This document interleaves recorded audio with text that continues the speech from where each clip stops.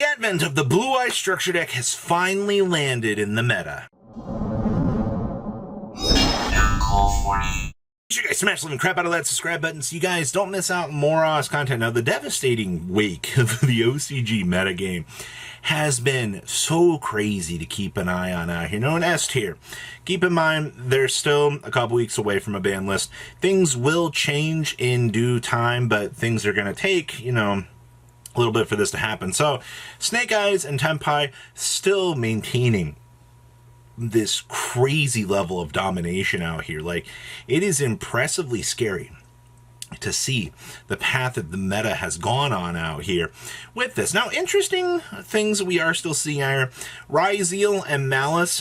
Ryzeal still being a little bit ahead of Malice, but Malice is still very much put the line in the sand out here as to where the good decks are standing, and it's actually kind of impressive. Now, drop down into B tier. So we still have Rescue Ace Fiendsmith still doing its thing. Memento still maintaining this power grind on the meta. Labyrinth still sitting here, eating pretty well.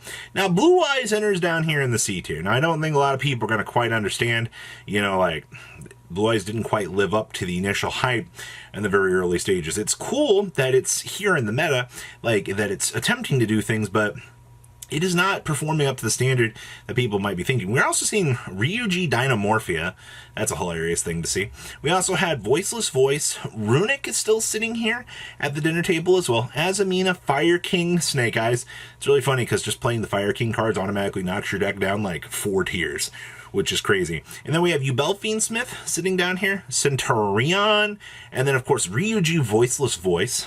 That's hilarious that that's below, standard Voiceless Voice. And then we have Labyrinth Fiendsmith and Unchained Fiendsmith as well. So your meta might not look like, it's the greatest thing in the world, but change is gradually occurring. And that's what you want to see. Let's pass on over to deck list. So our first list here is going to be the power of Snake Eyes, Azamina, Fiendsmith. Yeah, say that 10 times fast. It's actually kind of funny because this list has actually cut Deception down to 2 and is getting the chance to still play it. You also do see, because the OCG still has Lacrima, they're still able to do the stupid burn things with this. So the Blue Angels tier in here is such an incredibly strong card. But also the fact that they're playing a Shuffler in here to reset resources is hilarious to me. Next up here, we have Ryzeal. This is by far, I think, become the scariest deck in the room out here. You do see you're able to play so many cool rank 4 ideas down here. Now sporting off Dugaris. We also have the mini Tarantula in here. I guarantee you most people are going to look at that card and they're going to be like, what in the world is that little tarantula they're playing? Yes. We're also citing the 2 shifters as well. A lot of people looked at this deck and like, what if we shifter them? What if they were playing shifter as well and they didn't care about things? Scary. Tenpai is next, and this deck is playing freaking Clara and Rushka. Has it really become such a problem that we have to out a secret village lock in this deck, that you have to have a Clara and Rushka? Are you serious right now?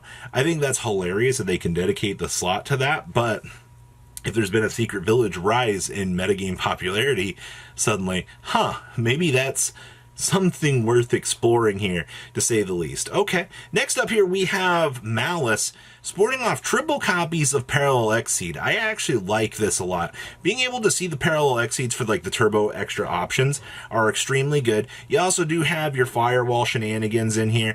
Meteor Logic is also going to be another dump target for you to be able to do things with this. Still playing the 1 gold star because it's effectively a starter for this deck.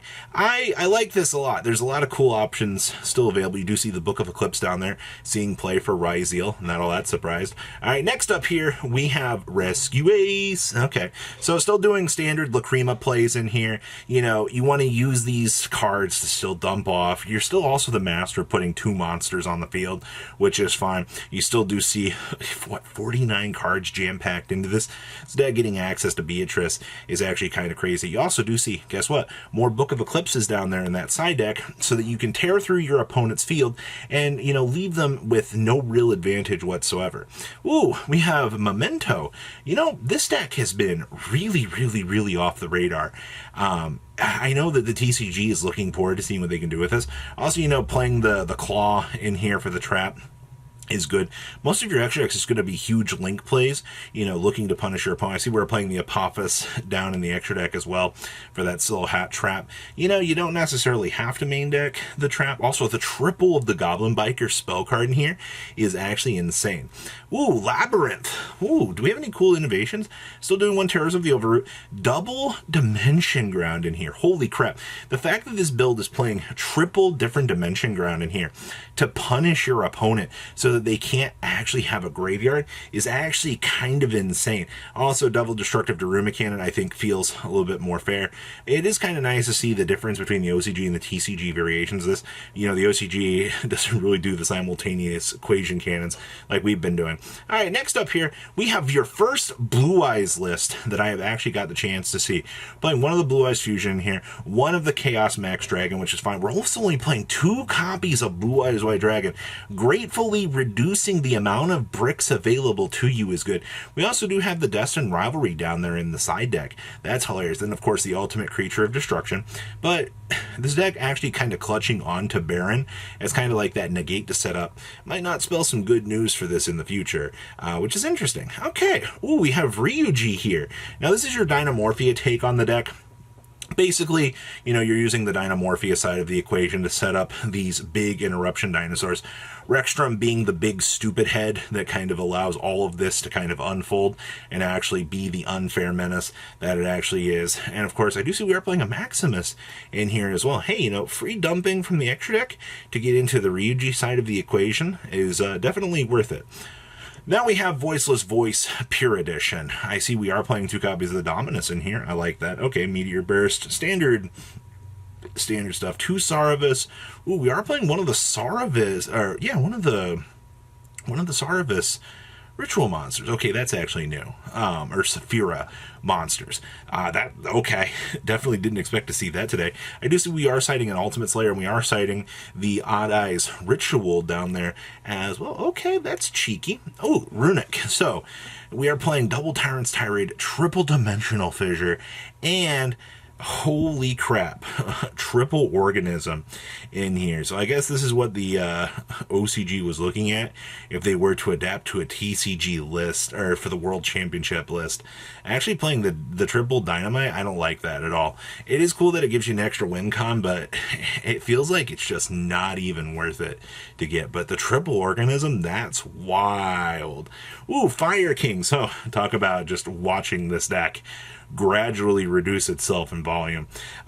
You do play the 1 copy of the spell card for the wipe, which is cool, I guess. Triple Dominus Impulse in here as well. Holy crap. I mean, to be fair, Impulse is literally one of the best cards you can actually have at your disposal. So I'm not all that surprised to see, that the Fire deck is trying to adapt towards actually playing this stuff so you can have the blowout good stuff available for you. Okay, we have Yubel. It's crazy that OCG Yubel is so far down the totem pole down here. Meanwhile, in the TCG, this deck is just kind of the nuts. Like, its whole game plan is still, like, you see the 1 Nightmare Pain, you have the Triple Throne, still playing the 1 Cross Out. Of course, Desiree, no Beatrice oh no, there's the Beatrice. We are doing the Nightmare Griffin plays in here as well. You want to talk about disgusting things for 500? Being able to deploy that Nightmare Griffin after a Beatrice Sin feels really good. Ooh, we have Centurion. So now that the TCG has finally lost King Calamity, now we can start to look at these OCG lists and go, we can actually try out some of these cool things. Doing 1 Wake Up, Triple Emblem, Triple Stand Up, all of that is absolutely fine.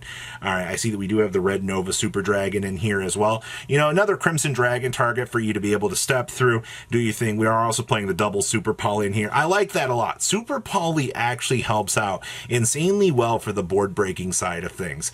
Okay, good stuff. Next up here, we do have Ryuji Voiceless Voice. Talk about just going down the totem pole here and losing power. By combining these 2 engines, you go down to the D tier, which is hilarious to me. I can't believe that you just lose that much power. But Cool, interesting things here. I mean, obviously, deck wants to use Varudis. You want to be able to use that, capitalize, punish your opponent. It's the pretty standard stuff that you want to do. I do see most of this is standard. You have the Dinomondos down there as well, maximizing on that. Okay. Ooh, we also have more Labyrinth. This is playing the Fiendsmith package in here, just so that you can get to Beatrice to drop down those transaction rollbacks, speed up the course of the gameplay. This build is also playing Heatwave, which is really freaking funny to me. I did not expect to see a deck out here actually playing Heatwave of all things that's not named Tempai, but if you're able to slow down your opponent and make sure that they can't play the game in any real measurable way, that actually seems like a pretty good option to do so. And our last list here is actually Unchained. Yeah, I know. It must be still nice to have triple Shyama to be able to play the pure version of this deck. You do see you are playing one of the token generator for Fiendsmith as well, so you can still do the little extension plays. Of course, triple Chaos down here in the side deck as well to stop banishment. Huh, this is interesting. Well, that's everything I have for you today for this OCG wrap-up. Congratulations and welcome to the meta, Blue Eye. Patrons, thank you.